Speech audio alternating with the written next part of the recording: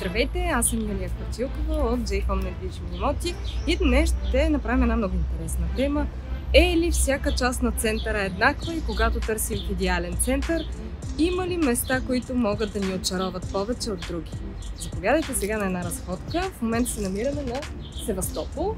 Тази прекрасна градинка е едно от местата, на което за пръв път, като дойдох в град Варна, ми казаха: не си ли си правила среща на Севастопол, не си живяла в този град. Заповядайте да направим една разходка, да видим какви са сградите наоколо. Всъщност, една от най-интересните сгради е тази, която се намира вляво от мен. Това е галерията, градската художествена галерия. Създадена е през 1945 година. Преди това е била мъжка гимназия. Изключително интересна като архитектура. Ще ви покажа много по-късно. В тясно икономическия техникум. Точно до галерията се намира едно от най-предпочитаните за идеалния център начални училища, Кирил Методий, така че заповядайте да разгледате как всъщност е направена организацията на тази част от центъра.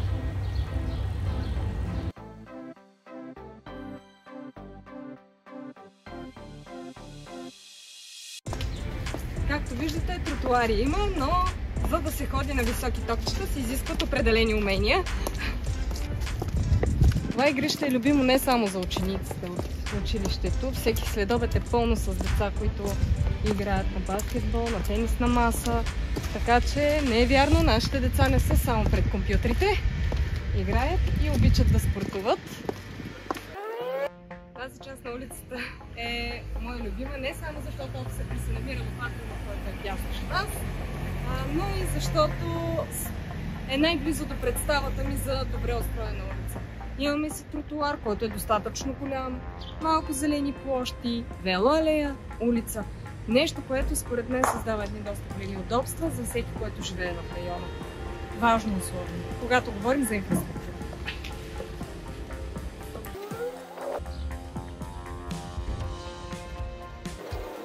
Тази зона между Севастопол и Червеният площад, която обхождаме в момента, за да ви покажа мъничко от сърцето на град Варна, е красива зона, има доста нови сгради. За съжаление, тук точно в това каре не можете да се насладите на красивите архитектурни паметници на центъра на град Варна.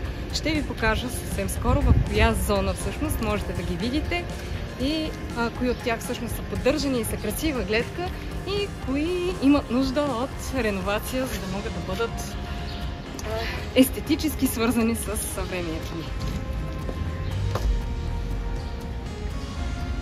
Сгради, строени след 2000 година. Естествено, новото строителство отговаря на съвременните стандарти, съвременните потребности на хората, но пък в много от старото строителство може да намерите изключително правилни форми и по-големи, ефективни и използваеми площи. Какво ще изберете за себе си, зависи наистина от вашите личностни характеристики и какво на вас ви харесва. Ние като професионалисти ще потърсим най-доброто за вас.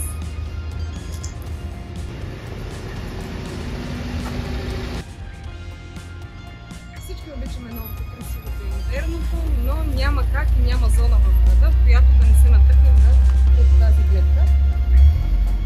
Поради какви причини не се случва строителство, не мога да ви кажа. В много от случаите собствениците просто вярват, че това, което притежават, е достатъчно добро, обслужва техните нужди и ако да биха дали тяхната къща в сърцето на града, то би било при едни доста неизгодни за инвеститорите намерения и резултатът е къщи, които се разпадат и не изглеждат добре. В същото време има стари къщички, които в общи линии се поддържат качествено. В тази конкретно има едно заведение, което е популярно за варненци. Няма да споменавам което в момента, но съществува от десетки години и това е причината къщата да изглежда добре и някак си на този ъгъл да се вписва с общата архитектура.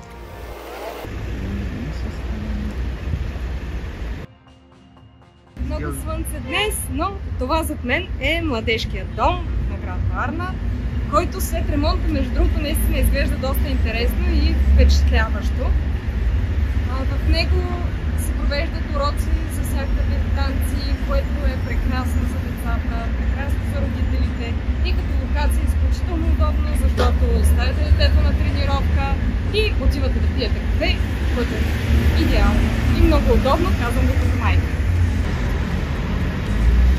Ако темите, които разглеждаме заедно, ви харесват, моля, подпишете се на канала ми, задавайте въпроси, питайте за нещата, които са ви интересни. С най-голямо удоволствие ще ви отговарям. Естествено, нека да е от света на недвижимите имоти. Благодаря ви много. Това зад мен е Икономическия университет Варна, който лично аз съм завършила. Изключително интересна от архитектурна гледна точка сграда. Ще ви я покажем в едно от следващите видеа с доста подробна информация как, от кого е създадена. Но тук конкретно се спряхме заради един интересен феномен, който в момента от колите малко не се вижда. Как всъщност тази пешеходна пътека е затворена? Защо? Може би се питате. Ами, на друго място, също с голямо натоварване от хора и автомобили, беше станал инцидент и общината реши, че вместо да се блъскат пешеходците, просто трябва да им се забрани да преминават. Ефектът на това обаче е, че уличката зад мен, която имаше изключително много магазинчета, заведения, остана по-трудно достъпна от гледна точка на студентите, от които те се изхранваха, и значително намали техния бизнес. Затова, когато пък се търсят имоти с инвестиционна цел или имоти, в които ще се развива търговска дейност, е важно да се следят и потоците от хора и не само сезонно, а целогодишно.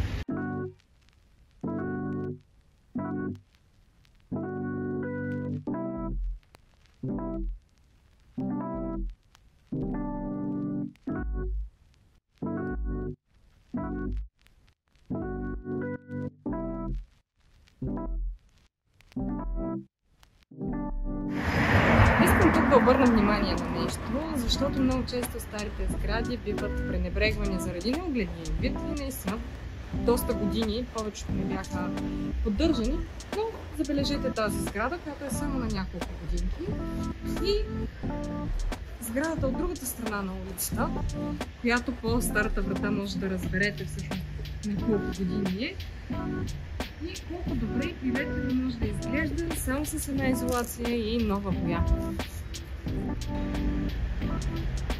И когато сравняваме старото и новото строителство, нека да погледнем сградата вляво от мен, която е нова, на около 3-4 години, и бих искала да обърна внимание на сградата вдясно от мен, която също е 60-те. Забележете каква промяна се случва с една сграда, само с една изолация и боя, без дори да е сменена дограмата и входната врата. Между другото, един интересен факт, тук ще спомена, че за градове близо до морето дървената дограма е най-добрата. Вътрешен двор и вътрешен двор. Има голяма разлика в зависимост от това кой го поддържа и какви са собствениците на сградата. Преди маничко ви показахме вътрешен двор, който демонстрира липсата на поддръжка на една стара сграда, а тук ще ви покажем един вътрешен двор с едно прекрасно озеленяване и почти минимална поддръжка.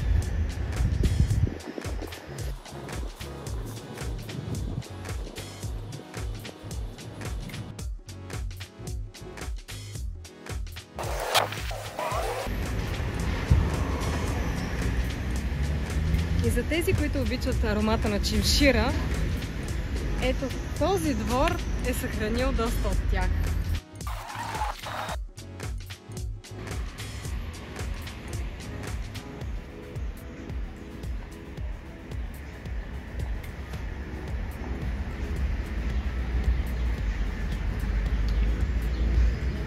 На днешната разходка видяхме една много мъничка част от идеалния център на град Варна, която е само на 5 минути от плажа, и следничко ще ви покажем всъщност на колко сме от морската градина. Севастопол до Червения площад е район, който лично за мен е един от най-добрите.